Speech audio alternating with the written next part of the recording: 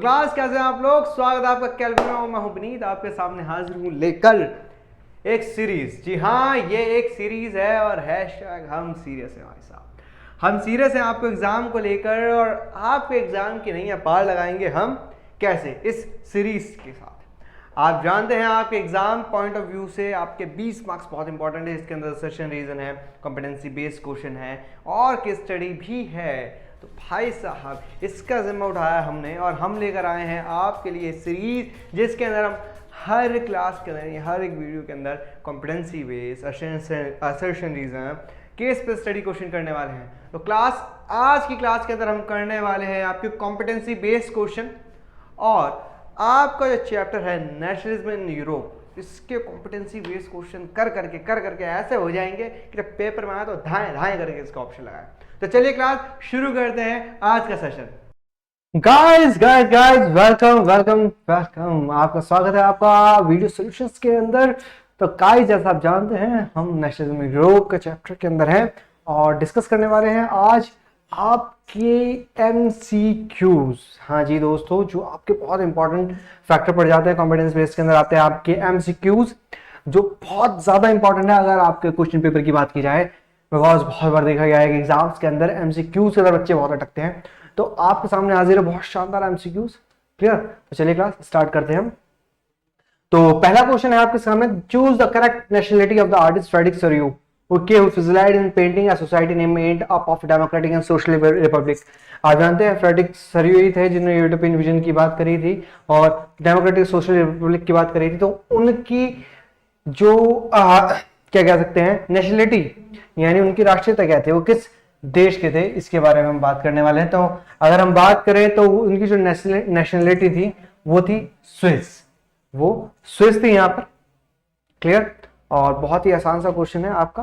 चलिए, nationalism which emerge as a force. भाई nationalism के बारे में क्या कहना है, नेशनलिज्म क्या होता है अगर नेशनलिज्म की बात करें? क्या strong definition for one's own country and history and culture. ठीक है, strong definition from one's own country without appreciation for other nation.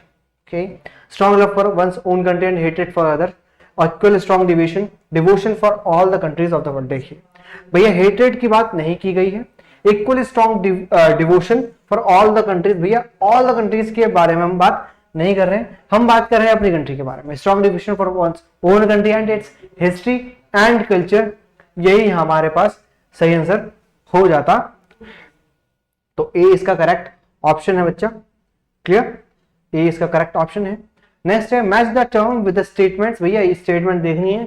A utopian society, utopian society के सामने मतलब यूटोपियन सोसाइटी होती क्या? A society under a benevolent monarchy, जो monarchy के अंदर चलती है। A society that is unlikely to ever exist, जैसे कोई सोसाइटी है ही नहीं। आप जानते हैं यूटोपियन सोसाइटी का मतलब है एक ऐसी सोसाइटी जो है ही नहीं। नेक्स्ट है a society under the control of a chosen few wise man. Okay, a society under parliamentary democracy. कौन सा आंसर है? देखो मोनार्की की बात नहीं कर रहे तो जहां जहां पे फर्स्ट है उसको हटा देते हैं, यानी ये वाला क्वेश्चन नहीं हो सकता। क्लियर? अब सेकंड ऑप्शन है तो भाई सेकंड के लिए ये भी गलत हो गया क्योंकि यहां पे थर्ड है। अब बचता है हमारे पास सी और पी। अब क्वेश्चन ये देखने वाला है कि इसके अंदर से सही कौन सा है, या सेकंड सही है थर्ड भी उसका सही है। अगर थर्ड क्या होता है, society under the control of chosen few wise man. हाँ भाई, कुछ वाइज मैन इसको चूज करके चलाते हैं, ये बात इसमें कही गई है। तो इसका जो करेक्ट ऑप्शन हो जाता है वो हो जाता है ऑप्शन नंबर बी। क्लियर? तो इसका ऑप्शन नंबर बी इसका करेक्ट ऑप्शन। नेक्स्ट आता है pick out the correct definition of the define plebiscite. ठीक है, प्लेबिस्टिकेट का मतलब क्या है? प्लेबिसाइट का मतलब क्या है? प्लेबिसाइट का मतलब क्या है? Plebiscite is a direct vote by which only the female members of a region are asked to accept और रिजेक्ट प्रपोजल। देखिए यहाँ पे क्या क्या बात करी, फीमेल की बात कर रहा है। तो फीमेल को तो वोट देने का अधिकार नहीं था, तो हट ही जाता है। Plebiscite is a direct vote by the female members of a matriarchal system to accept and reject proposal. यहाँ पर फिर फीमेल की बात कर रहा है नहीं, क्योंकि प्लेबिसाइट का मतलब होता है भैया एक तरीके की मतगणना, एक तरीके की मतगणना कर। ठीक है, plebiscite is a direct vote by only a chosen few from the total population of particular region to accept और reject proposal. Okay, plebiscite is a direct vote by which all the citizen of a region are asked to accept और reject a proposal. Yes, plebiscite is a direct vote जहां पर सभी citizens को ये चीज दी जाती है, ना कि कुछ सिटीजन्स को। तो डी इसका करेक्ट ऑप्शन हो जाता है और सी इसका गलत ऑप्शन है बच्चा। ठीक है, डी इसका करेक्ट ऑप्शन है जहां पर चीज सही हो जाती है। नेक्स्ट है Ernest Renan believe that the existence of nations is necessity because, भाई वो क्यों, अर्नेस्ट रेनन जो होता है, अर्नेस्ट रेनन की बात की जाए तो वो क्या बिलीव करते हैं कि भाई नेशन की नेसेसिटी क्यों है, कि नेशंस क्यों होने चाहिए, ये सब बात कर रहे हैं। It ensures protection to all habitant, okay, it ensures liberty to all inhabitants, okay, it ensures parliamentary form of government to its inhabitants, it ensures jobs and good health और its habitat class। तो class Ernest रेनन, अगर हम उस time की बात करें तो production की तो बात थी ही नहीं कहीं पर बच्चा, पार्लियामेंट्री फॉर्म ऑफ गवर्नमेंट की बात बहुत ज्यादा बाद में आई, ठीक है, जॉब्स और गुड हेल्थ की भी बात नहीं करी थी, बात हो रही थी वहां पे लिबर्टी की, और हमेशा लिबर्टी की ही बात वहां पे मानी गई थी। अर्नेस्ट रेनन भी कह रहे थे कि लिबर्टी होनी चाहिए सभी वहां के सिटीजन्स को, तो यानी ऑप्शन नंबर 20 का correct option. Which of the following countries did not attend a Congress, भाई कौन सा ऐसा देश था जिन्हें वियना कांग्रेस, यानी 1815 के अंदर जब आपके पास वॉर हो जाती है और वियना कांग्रेस बैठती है, आप जानते हैं नेपोलियन को हराया जाता है वाटरलू के युद्ध में, उसके बाद एक कांग्रेस बैठती है, इसको वियना कांग्रेस कहा जाता है क्योंकि वियना के अंदर ये कांग्रेस बैठती है और इसके जो हेड होता है, ठीक है, वो होते हैं, ठीक है, वो पर्शिया के अंदर किंग होते हैं वहां के, ठीक है। तो देखते हैं कि कौन थे वो, कौन सा ऐसा देश था जो वहां नहीं था, ब्रिटेन था, रशिया था, पर्शिया था, क्योंकि ये तीन वही देश हैं जिन्होंने नेपोलियन को मिलकर हराया था, लेकिन स्विट्जरलैंड उसमें से नहीं था, स्विट्जरलैंड उसमें से नहीं था, ठीक है। वियना कांग्रेस बैठती है, ठीक है, ड्यूक मैटरनिक उसकी मेजबानी करते हैं, बट वहां पर स्विट्जरलैंड नहीं था, वहां पर ब्रिटेन था, पर्शिया था, रशिया था, स्विट्जरलैंड उसमें नहीं था, तो डी इसका करेक्ट ऑप्शन। Next है, the first great revolution which gave the clearly idea of nationalism with its core words liberty equality, कौन सी वो रेवोल्यूशन थी, हम जानते हैं लिबर्टी इक्वालिटी एंड फ्रेटर्निटी की वो रेवोल्यूशन थी जिसके बारे में कहा जाता है when the France sneezed all the Europe got cold, कि भैया पूरे यूरोप को कोल्ड हो जाता है, और ये किसने कहा था, ड्यूक मैटरनिक ने कहा था, ठीक है, और किस लिए कहा था ये भी हम बात कर लेते हैं। तो भैया फ्रांस के बारे में कहा था, तो भैया सीधी बात है ये फ्रेंच रेवोल्यूशन से जुड़ा हुआ है, ठीक है, फ्रेंच रेवोल्यूशन नहीं, ये तीनों वर्ड दिए हैं लिबर्टी इक्वालिटी फ्रेटर्निटी, जो हमने अपने कॉन्स्टिट्यूशन में भी शामिल किए हैं क्लास। नेक्स्ट क्वेश्चन की बात करते हैं, which of the following statement about the French revolution are correct, कौन से ऐसे स्टेटमेंट जो फ्रेंच रेवोल्यूशन में सही दे रखे। After the end of the French revolution it was proclaimed that it was the people who would henceforth constitute the nation and shape destiny, बिल्कुल सही बात है, ठीक है।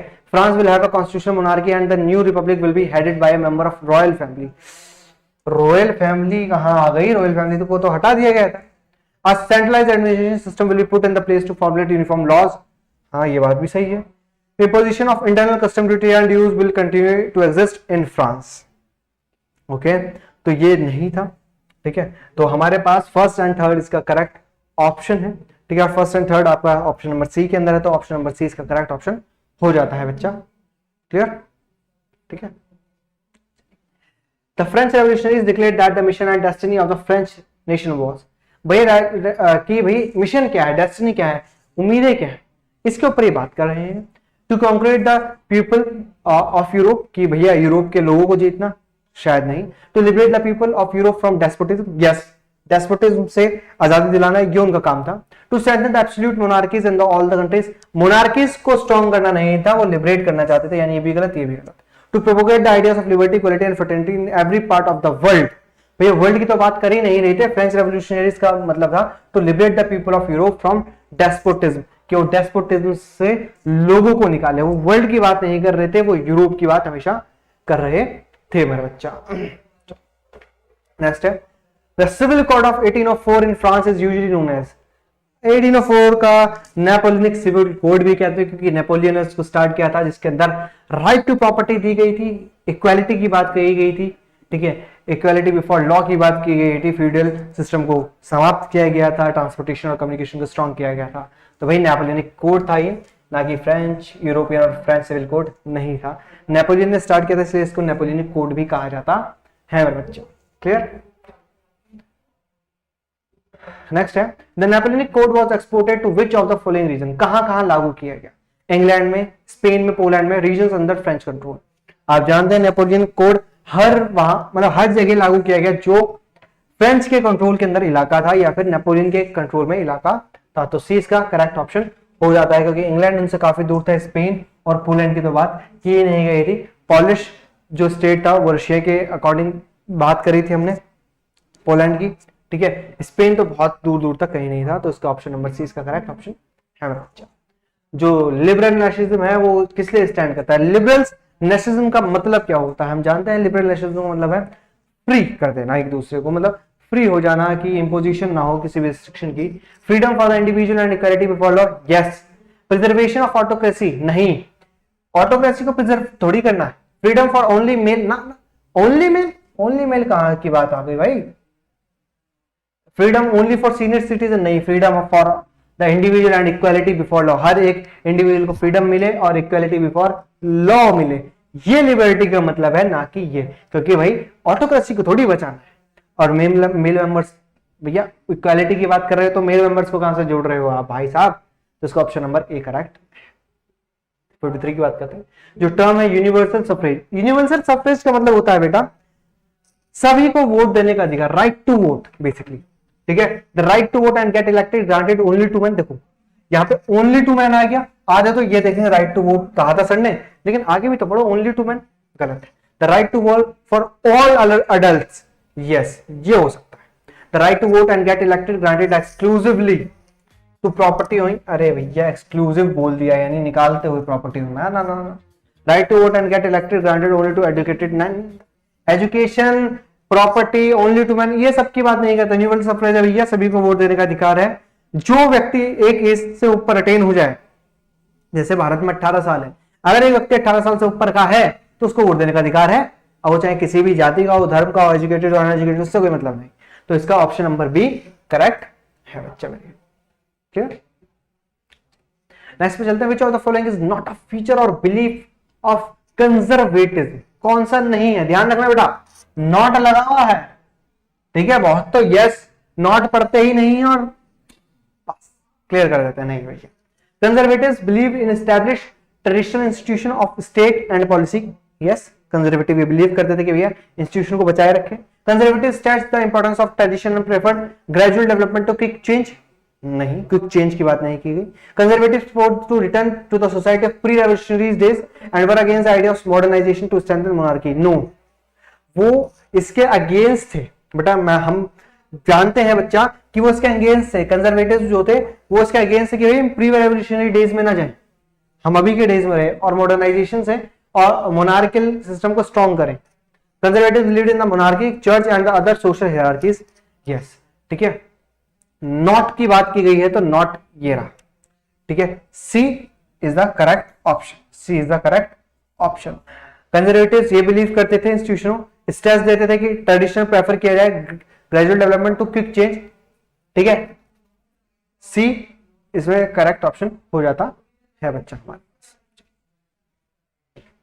The treaty of dash recognise Greece, भैया ग्रीस को किसने independent nation बनाया? आप जानते हैं द ट्रीटी ऑफ कॉन्स्टेंटिनोपल ने ग्रीस को इंडिपेंडेंट नेशन बनाया था, बिकॉज जब ऑटोमन अंपायर टूटने की कगार पे था तो ब्रिटेन और रशिया ने इसका सपोर्ट किया था, क्योंकि वेस्टर्न यूरोप ये मानता था कि भाई साहब जो ग्रीस है वो क्रेडल है यूरोपियन कल्चर की।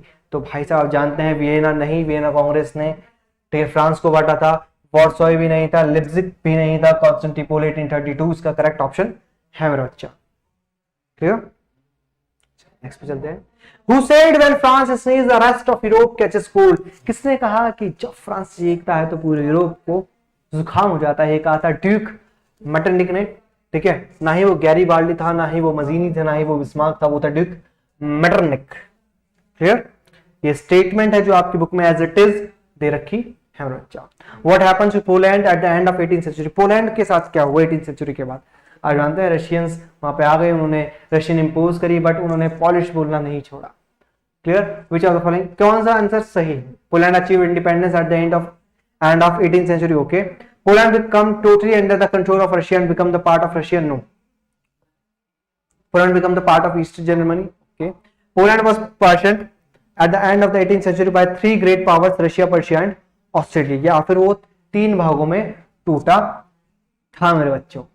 तो भैया आप जानते हैं कि पोलैंड का जो पार्टीशन था वो कर दिया गया था 18वीं सेंचुरी के अंदर, जो ग्रेट पावर से रशिया, पर्शिया और ऑस्ट्रेलिया के अंदर। तो ये करेक्ट ऑप्शन है, सी नहीं था। Poland become the past of East Germany नहीं।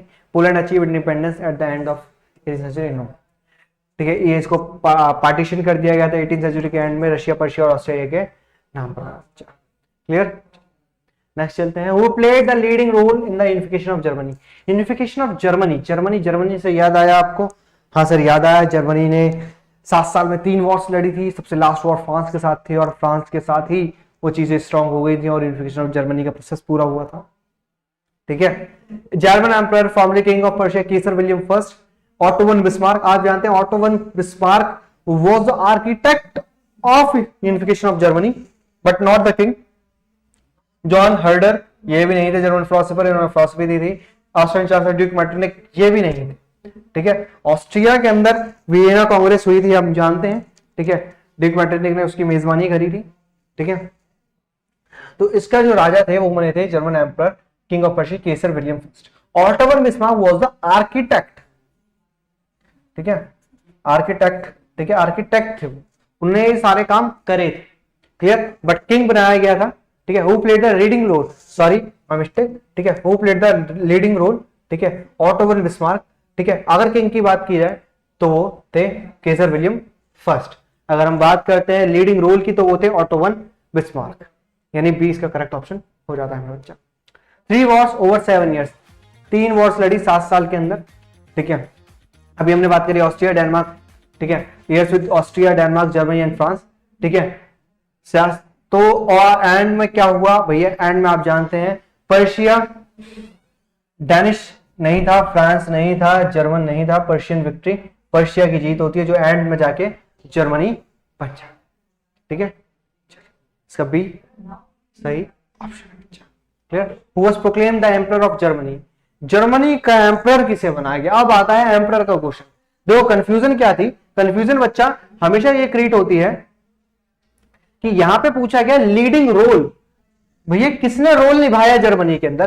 तो ऑटो वन बिस्मार्क। लेकिन अगर आपसे पूछा जाए कि भैया उसका राजा कौन बना था, ठीक है, एम्परर किसे बनाया गया था, तब आप कहेंगे Kaiser William first of Persia, not Victor Emmanuel को, ना ही कांट कैवूर को, ना बिस्मार्क को। कैवूर सर्डेनिया कहते हैं, इमैनुअल सेकंड, आगे जाके इटली के बारे में बात करेंगे हम।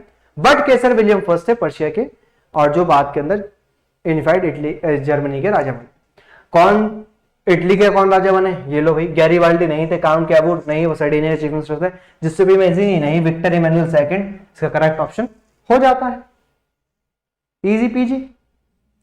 ठीक है। What help in the formation of nation state in Britain. भैया किसने हेल्प करी नेशन स्टेट ब्रिटेन के अंदर की? अगर हम बात करते हैं, जो फॉर्मेशन थी nation state in Britain was a result of a sudden upheaval, कि अचानक से बढ़ गया। हम जानते हैं कि नहीं सर, सडन अपहीवल नहीं हुई थी, वो कंटिन्यूअस प्रोसेस था, धीरे धीरे चला था। In 1688 the monarchy in Britain had seized the power from English Parliament. Okay, the Parliament through a bloodless revolution seized power from the monarchy, which gradually laid the emergence of nation state. Yes, जो parliament थी उसने bloodless revolution करी और राजा की सारी power seize कर दी और धीरे धीरे चीजें चालू हुई। ग्रेजुअल का मतलब होता है यहाँ पर स्लोली स्लोली। ठीक है, slowly slowly. The British nation was formed as a result of war. नहीं, तो इसका करेक्ट ऑप्शन सी है। हम सभी जानते हैं ब्लडलेस रेवोल्यूशन हुई वहां पर और धीरे धीरे चीजें स्टैब्लिश हुई थी। तो ऑप्शन नंबर सी इसका करेक्ट ऑप्शन हो जाता है मेरा बच्चा। 63 का who was responsible for the unification of Germany. Germany की यूनिफिकेशन के लिए कौन इंपॉर्टेंस रखता है? हम जानते हैं काउंट कैवूर नहीं। ठीक है, गैरीबाल्डी भी नहीं थे, जिससे भी मजीनी भी नहीं थे। That was Otto von Bismarck. Otto von Bismarck was the main person behind the unification of Germany. 64th question, the allegory of German nation who wears the crown oak leaves was. कौन थी वो? Union Jack तो Britain का झंडा था, तो ये तो है ही नहीं सकता। जर्मन के नाम से तो जर्मन के नाम पर तो जर्मेनिया ही है वैसे तो जर्मेनिया का करेक्ट ऑप्शन है। मैरियाना अलग थी। ठीक है, ब्रिटेनिया ऐसा कुछ था ही नहीं, ब्रिटेनिया वैसे। ठीक है, ब्रिटानिया का तो इंस्टीट्यूट आता है वैसे। मैरियाना नहीं थी, जर्मेनिया थी जर्मन की, मैरियाना फ्रांस की थी। ठीक है, डी का करेक्ट ऑप्शन। नेक्स्ट पे चलते हैं। The large part of Balkan reason was, किसके कंट्रोल में था बाल्कन, जिससे आजाद हुए थे? आप जानते हैं बाल्कन जो स्टेट्स थे वो एक ज्योग्राफिकल एरिया है जो टर्की के इस साइड पड़ता है। अगर आप वर्ल्ड मैप देखेंगे तो जो टर्की है उसके इस साइड ये वाले इलाके पड़ते हैं सारे, ठीक है। तो हम जानते हैं टर्की के कंट्रोल यानी जो टर्की यानी उस वक्त का ऑटोमन एम्पायर, उसके कंट्रोल में था ना कि हैब्सबर्ग एम्पायर, जर्मन एम्पायर नहीं था, रशियन एम्पायर नहीं था। That was Ottoman empire, Ottoman empire, ठीक है, ऑटो वन कह रहा हूं, ऑटोमन एम्पायर था वो, इसके कंट्रोल में सब थे और धीरे धीरे अलग होते गए और इसके कंट्रोल से बाहर हो गए because they want to be free from the Muslim state or you can say that Ottoman Empire. Clear class? तो इसका भी करेक्ट ऑप्शन है क्लास। यहां पर हमने डिस्कस कर लिया, हाँ एक एमसीक्यू, छोटे से छोटा एमसीक्यू, हर एक के रीजन जान लिया कि आंसर क्यों होगा क्यों नहीं होगा। तो क्लास मिलते हैं आपसे नेक्स्ट वीडियो सोल्यूशन के अंदर, तब तक लोग tata bye bye, love you too guys. Class I hope आपको मजा आया होगा, समझ भी आया होगा और आपने नेशनलिज्म यूरोप के सारे कॉम्पिटेंसी बेस्ड क्वेश्चन क्लियर कर लिए होंगे अच्छे से। तो क्लास अब मिलेंगे आपसे नेक्स्ट वीडियो के अंदर और नेक्स्ट सीरीज के अंदर, क्योंकि भाई साहब हैशटैग हम सीरियस और ये तो सीरीज चल रही है और आगे आने वाले हर एक चैप्टर के कॉम्पिटेंसी बेस्ड, असर्शन, रीजन और केस बेस्ड स्टडी क्वेश्चन। तो भाई जुड़े रहें, चैनल को सब्सक्राइब कर लें, लाइक करें और देखते रहे केल्विन 9 to 10।